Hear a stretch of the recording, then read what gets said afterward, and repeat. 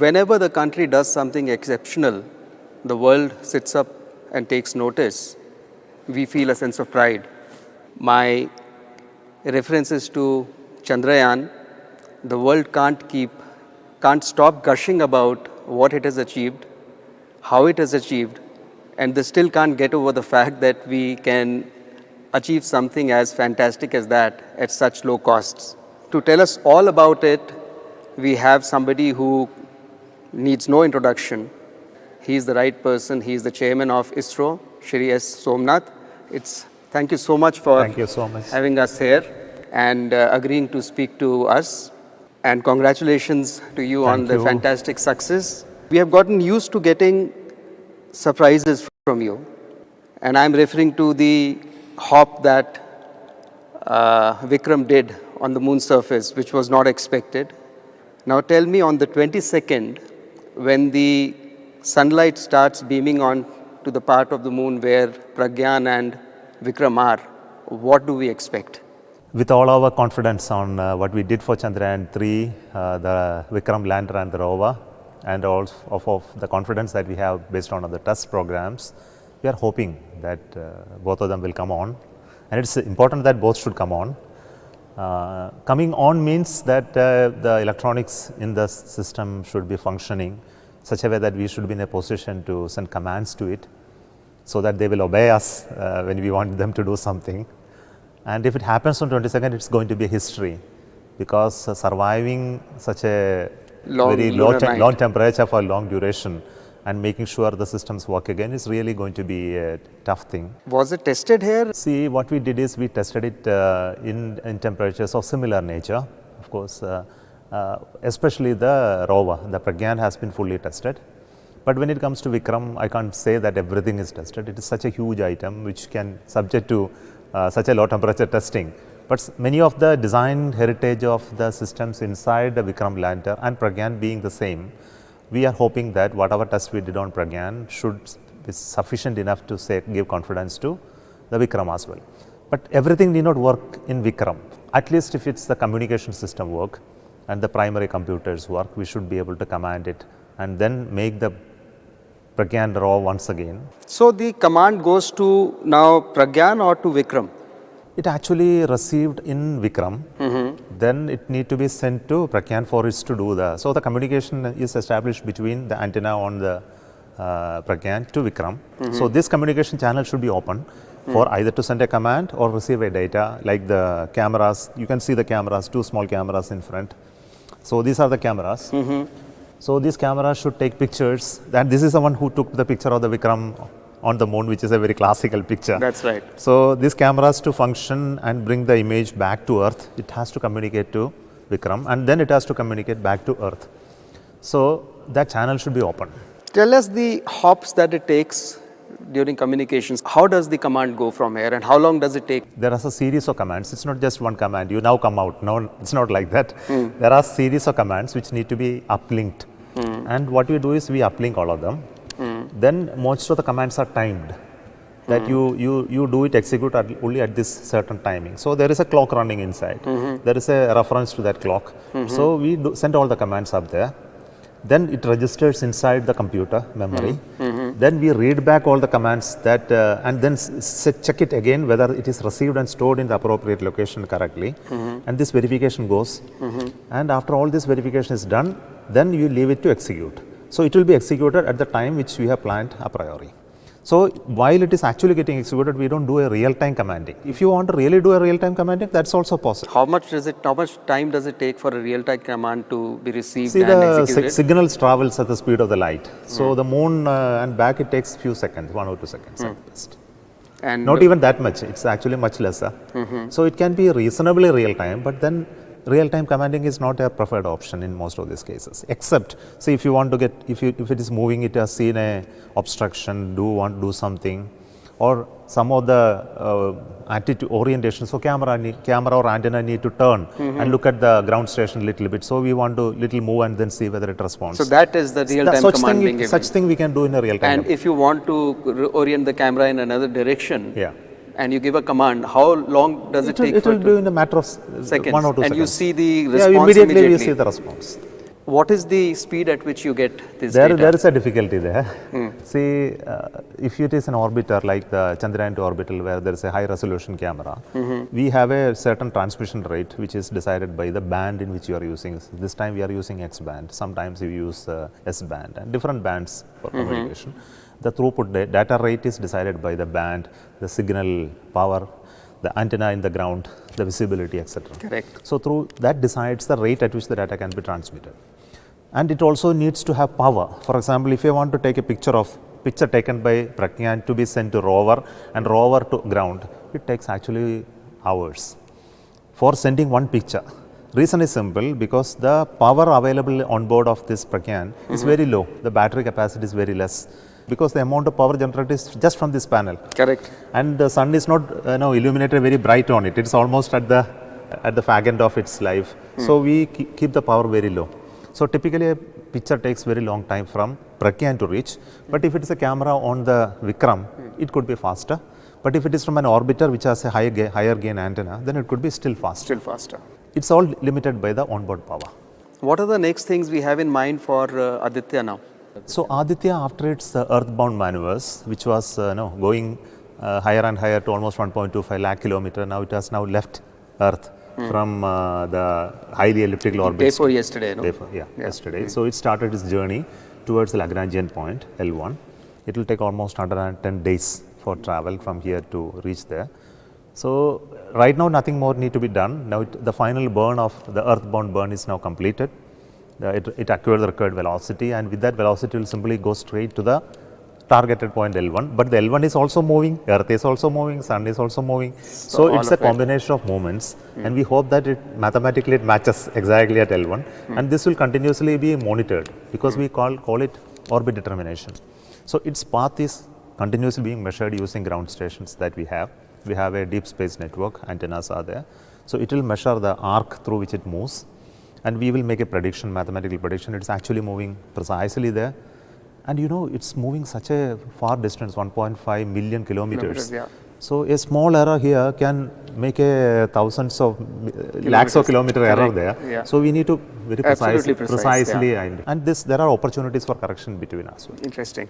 Tell me, where are all these things fabricated? It's fabricated at Bengaluru at the UR Rao Satellite Centre. Here itself, where we stand, this is the place where we build all the satellites. So most of the hardware from this came. Though the whole integration takes place here, but it has sources of these components come from various parts of the country in various ISRO centers.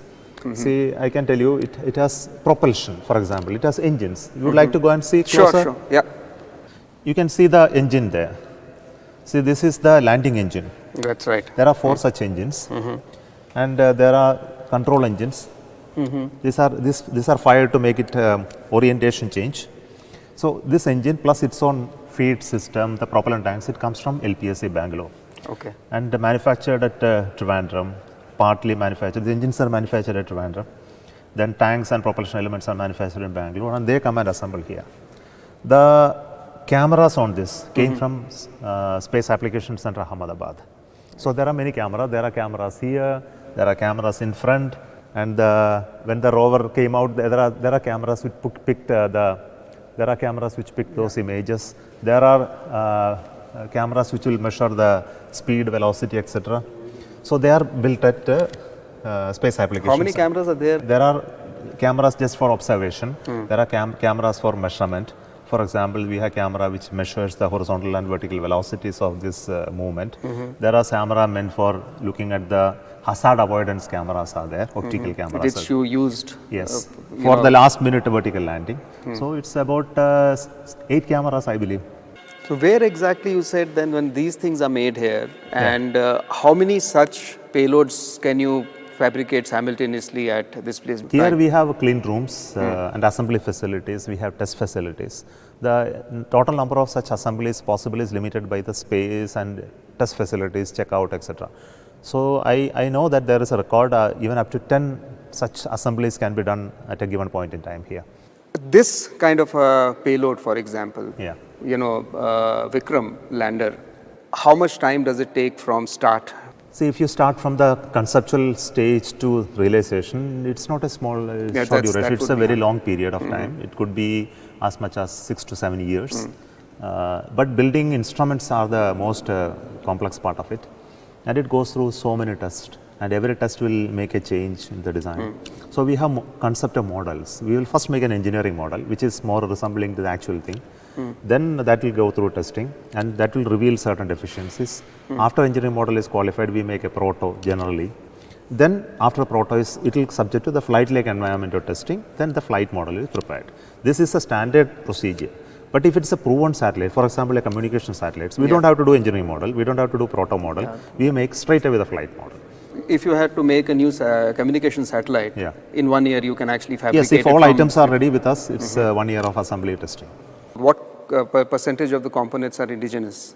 In spacecraft, if you look at spacecraft is more and more of electronics driven. Correct. It's not a mechanical or other systems. Correct, Other than high-end processors, chips, memories, and some specific radiation hardened devices, everything is Indian. But in terms of the money, if you look at those elements are very costly. If you look at the whole of this hardware, what you see outside is all Indian. But there are some still elements which is inside, which is the highly integrated circuits, memories, FPGAs, which you have no other options for, even detectors. We take years to get it. We have been progressively indigenizing them. So in terms of cost, I will say it is typically 40% to 50% of the actual expenditure of building it goes into those very small items. Whereas this number is almost 90% for indigenization content is almost 90% for rockets, whereas still it is 60% for satellites. How does the quality compare with what you used to import? See, there is always a quality control processes. We have been indigenizing so many things in the past. For example, if you look at materials, most of the materials you use here are all Indian origin from Indian companies, and they are on par with the world. For example, I'll tell you, electrical cable which are used for wiring, they used to be imported. All spacecraft cables were used to. So today we don't import anything. It's actually made in India. 3 companies in India are making it, and we worked with them to convert those. And these are these private sector companies, suppliers which you have. Yes. Other than cables and all, what are the other high-end stuff which private sector is contributing to your space program right now? So many are there. For example, in terms of devices, packaged devices like gallium arsenide devices, memories, passive components, electronics, capacitors, resistors, PC cards. They are being made. They are all being made here. When you go in the higher end, then you will see sensors, optical sensors, all mirrors, all lenses, all optical assemblies are made here. The solar cell, what you see here, the solar panel is indigenous, but the cell here is imported. Cell is still not made in India. What kind of power does it generate with this solar panel once it gets the full sunlight? See, here it depends on the orientation. It has 3 sides solar panels are there, but sunlight will fall only on this face in the nominal location. So it generates almost 1.4 kilowatt of power. And how much fuel do you still have remaining in your... Our estimate is that after the landing process, hope process, etc., around 90 kilogram of fuel is left, which could be enough to do some more interesting maneuvers. So those maneuvers are actually going to happen. Let's hope. But there are many challenges, I must admit that. See, what happens is when the temperature goes below 180 degrees, you don't know how the liquids will not remain liquid, it will become solid. And every pipeline will become solidified. Every tank, every component. You don't know what has happened. And it has to melt back to the liquid.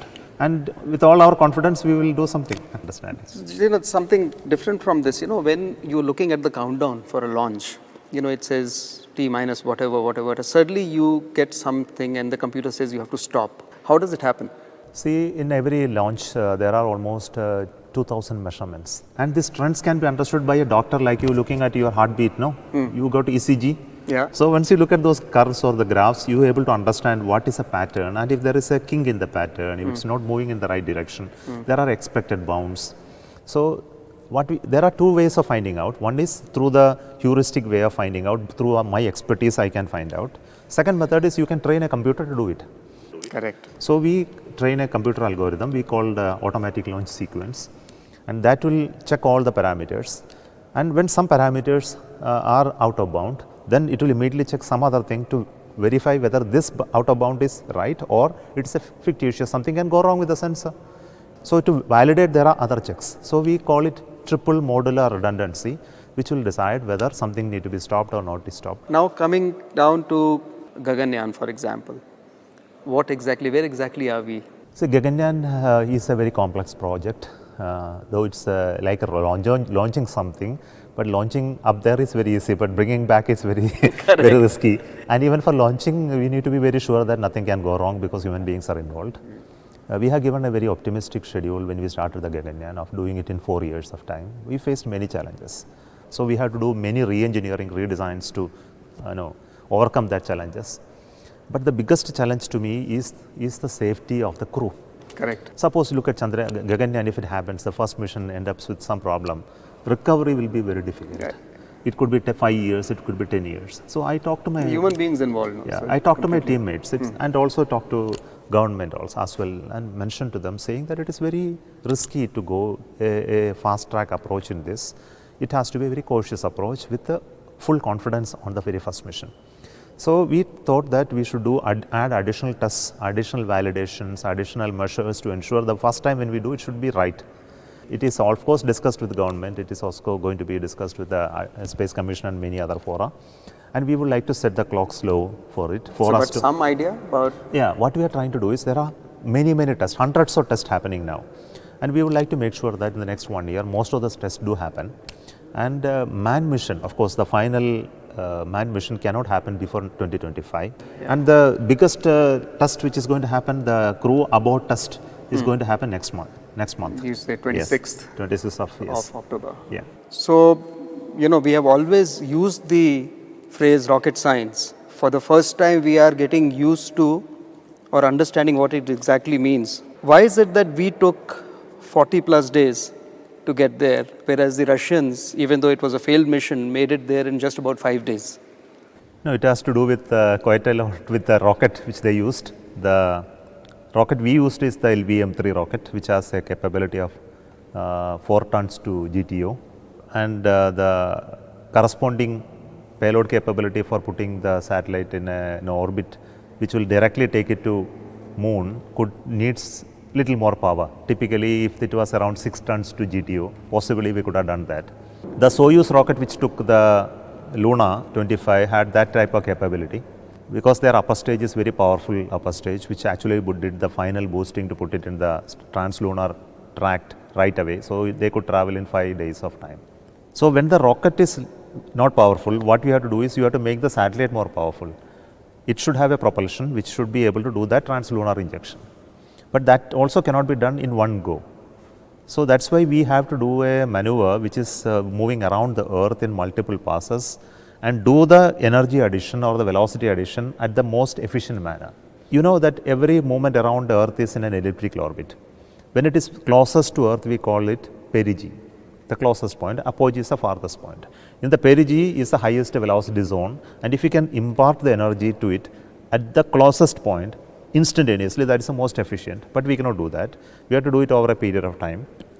So ultimately what happens is the propellant that you are consuming to do the energy increase is minimized. So it is done in multiple phases to raise the orbit, so that the last orbit firing will raise it to such a level that the final orbit will encircle the moon.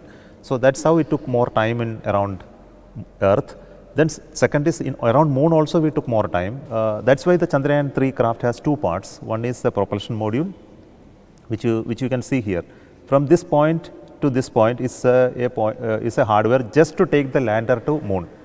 Typically satellite engines are more efficient, and once the rocket part goes away, the mass comes down, so you can make it do more efficiently. So this is a new way of doing it, and we had done right from the Chandrayaan-1 time onwards. We did it for Chandrayaan-2, we did for Mangalyaan, and we did it for Chandrayaan-3 as well. So what happens to this after it then disintegrates? It doesn't disintegrate. It actually goes to an orbit of 100 by 100 kilometer around moon. It is still there. It is working. But we made this time that this is not a functional element today.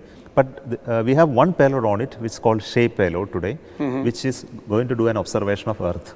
And what kind of measurements does it do from there? It is actually looking at Earth in a spectral nature of the Earth is measured, and it is trying to find out the similarity between Earth and a future exosolar planet that is a planet which around any other star, not moon, sun, if you ever discover, if you are able to get the spectral characteristic of the emissions coming from that object and the emission coming from Earth, if you can find certain comparison, you can say the life controlling emissions, which is of various nature, presence of water, presence of oxygen, presence of bio systems, etc. So if you can characterize the Earth in a spectral manner, then you can characterize that object's emissions through the atmosphere of that also in that similar manner.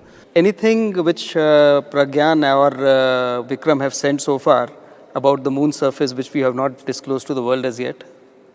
Yeah, there are interesting things. For example, the moon's topography, the surface characteristics. We did two important measurements. There is a payload called Chaste, which we pierced a probe into it, which is a composite material. Inside there are heaters, which apply some heat temperature and measure the temperatures. And also look at how the surface is like a very thick, very good insulator. So we found that even though the upper surface is room temperature, little higher temperature, within 10 centimeter down, the temperature has gone so much less. So that means the heat transfer into it is through very, very less. This is a new finding.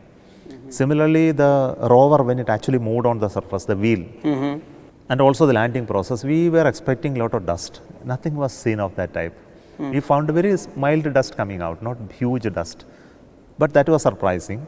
And finally, what we found is the surface is not very dusty. It's actually chunks of the soil is coming out. It's not very, very dusty or powdery, which is a very important finding. Why it is not so in that zone? Because whatever data that we have collected from various other sources for people who have already gone to moon, collected the samples, especially in the equatorial region, we are speaking about dust as a major issue. Correct. And we didn't find it to be a major issue in this zone. So definitely it's an interesting finding, and it needs further investigation. What makes it to be like that, and what are the materials that make it to be like this? It's definitely not water, of course. Sure. Okay. We are in the Assembly, Integration and Testing Clean Room Facility 2. Tell us, what exactly do we see here? See, that's a satellite which we have just now completed the integration, testing and ready for launch. It's called XPOSat, X-ray polarimetric satellite, to study basically black holes. Okay. And basically what happens is when black holes eat into other objects like the stars, suppose another star comes closer to black hole, there will be a material attrition which will be drawn because of the huge gravity in the black hole. The material will start flowing like a tunnel into it. It will generate so much of radiation in the X-ray domain. And this radiation, if you are able to do the polarimetric measurement of it, you will be able to get an idea about the... I see. And what are all these things here which we can see right now? Each of this is a station where one satellite can be assembled. Okay. So this is a test fixture which you can move in different directions, tilt it up, orient it. When you want to assemble, it's a station where, like automobile assembly station, you will see. Correct. It's similar to that. So you can see one of the structures there. Okay. IDRSS is an Indian data relay station, a satellite, which is supposed to be built under part of the Gaganyaan program. I see. When the crew module is in orbit, they have to maintain communication between Earth and crew continuously. But we don't have ground stations all across the world. So what we do is the crew will communicate to the satellite will communicate back to us. I see. So this will remain in geostationary orbit. So we have to build 2 such satellites and launch prior to the Gaganyaan program. So interesting. Yeah. Okay. So when you talk about satellites and communication, there's a lot of talk about NAVIC. See, first of all, you have to understand the NAVIC is created for a different purpose. It was created for a strategic purpose. Correct. And it was created when there was a denial of GPS to us. I remember, yeah. So then the primary objective is to provide services to the strategic forces. So typical GPS gives you an accuracy about 20 meters. Could be better also. But we have designed NAVIC for an accuracy of all 3 meters because it is based on the stationary set of satellites, not a moving set of satellites. And it is actually demonstrated. But unfortunately what happened is after our launching, the penetration of that into our defense forces has not been very strong. So I have taken it up much more seriously, and the present CDS also is very keen to make sure that it actually happens. We had a series of meetings to make sure that it gets into the Army, the Navy, the Air Force and all their equipments. The equipments which are inside are mostly GPS based equipments, and to convert from GPS to NAVIC requires a lot of work in terms of hardware development, change over a period of time. But they are on the job. I believe in another few years that transition from GPS to NAVIC will happen. I see. Second, Looking forward to it. second point is that, of course, when you have a capability, it has also a civilian signal. Now, the civilian signal should be used by civilian people, and we have given a lot of thrust to that in the last past. But the civilian utility was affected because of various important reasons called the frequencies. So, GPS is operating in a band called L1 band and L2 band, whereas we were denied those bands by GPS long back. So, we built the NAVIC around two other bands called S band and L5 band. So, these two bands are not there in your mobile chips or chipsets. Happening now, though. So, we said that for anybody to use this in mobiles, they need to have an additional chipset in L5 and S band, which is creating problem for them to additional cost, additional infrastructure, etc. is required, antenna required. So, we decided that we have to add L1 band and L2 band into NAVIC. So, we built it and launched satellites in L1 and L2 band now, and also we launched a highly encrypted strategic signal also. So, last NAVIC launch onwards, this series has now started.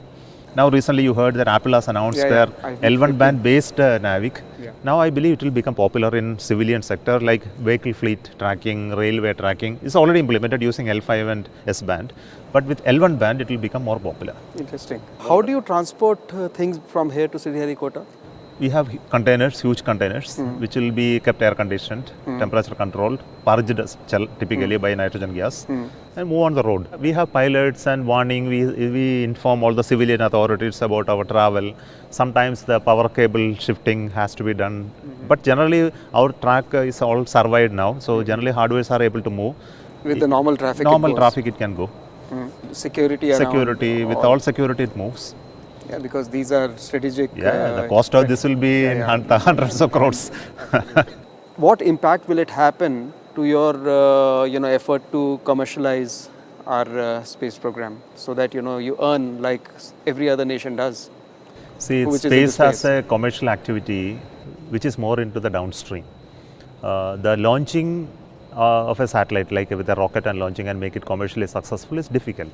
Now, the other activity which happened in US, the Titan, the Delta, they are never successful in terms of commercial ventures. They were mostly dependent on government launches and strategic launches. Then came the SpaceX.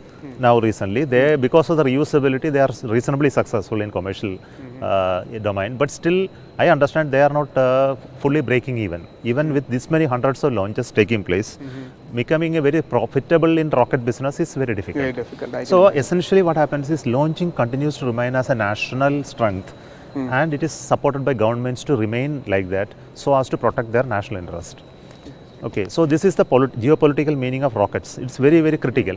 But building satellites have become already commercial. It is happening in the private ecosystem. Even in India, we have started companies building satellites on their own. Tell me, how do you manage to keep your costs so low? The principle of keeping costs low is coming out of the approaches that we are taking. See, first thing is that models. For example, if you get into design of a model, you have to invest in prototyping. Then prototyping is actually in multiple levels of prototyping are minimized. You go for a very minimal prototyping. Then most of the designs are not outsourced. It's actually done inside, all done by our own people. In fact, we created a method by which no design is outsourced. Not even the ground system design is outsourced. You look at this fixture.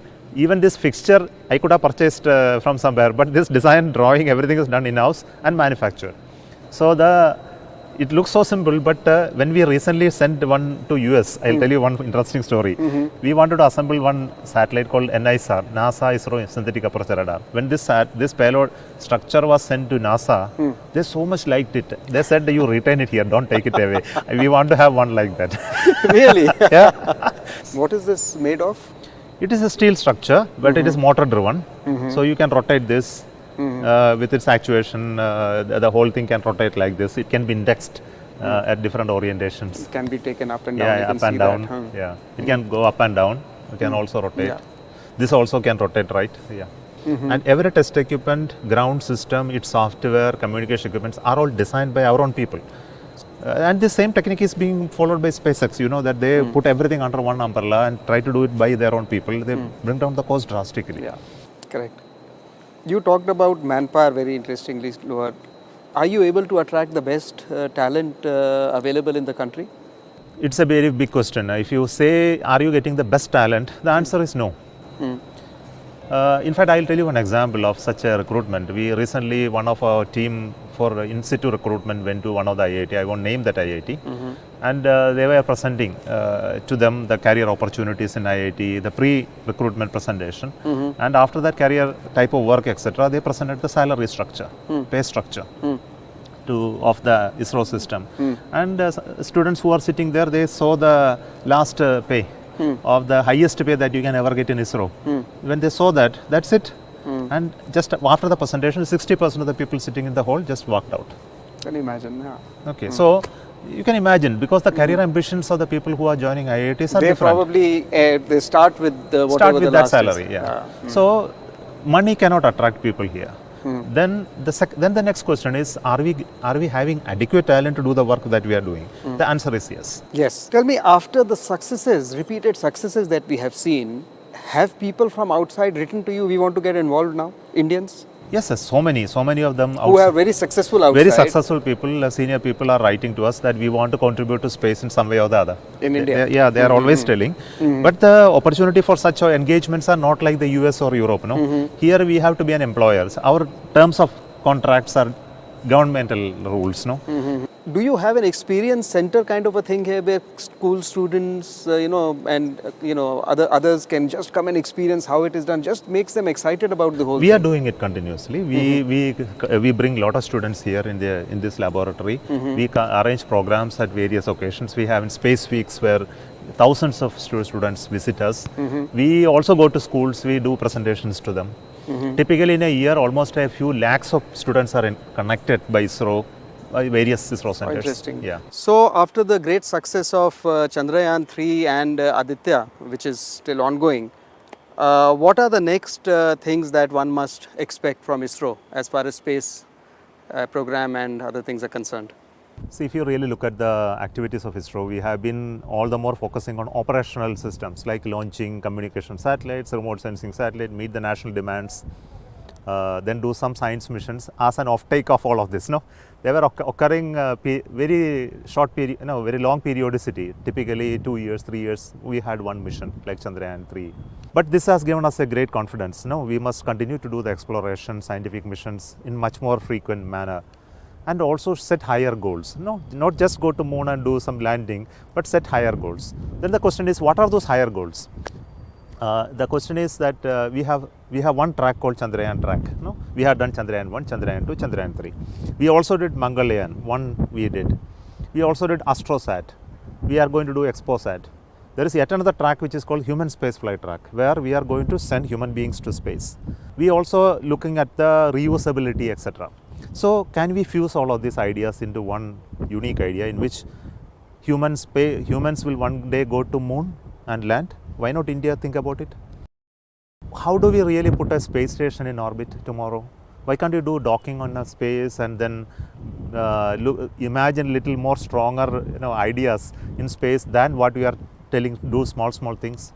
So we are enthused by the success to imagine even those type of things, and with the capability that we have today and the type of capability that we are likely to develop in the next few years from now, we are envisioning that we should be sending a space station soon to orbit, which is just not for show. It's actually for a scientific objective. We realize that going to space station, doing robotic activity is so crucial for industries. It is to make new materials, it is to do medical synthesis, maybe organ printing in 3D, or continuous R&D on human habitation there, etc. Gaganyaan is anyway going to happen, but beyond Gaganyaan, what? Whether it will be sustained, continued as a continuous human spaceflight program, this question we are asking, and how to sustain and why to sustain. This answer should come. And if you have to merge this Chandrayaan program to Gaganyaan program and convert it into a human space flight to moon and land, maybe in the Amrit Kal 2047, then it is a great thing. Correct. So we thought that why don't we work on it? So it requires a continued exploration of moon and generate more and more indigenous capability to go to moon and come back. So the HOPE experiment which we did recently is a precursor to that thought process. After landing softly, if you are able to take off and come back to Earth. So I am asking this question to our own team. Why don't we do that? Why don't we come back to Earth? So we are working on how to do it in very short time. how to bring some samples from moon to earth and then do scientific studies. Scale it up to a level that we can actually send a robot to moon, do some exploration, bring back more scientific outcome.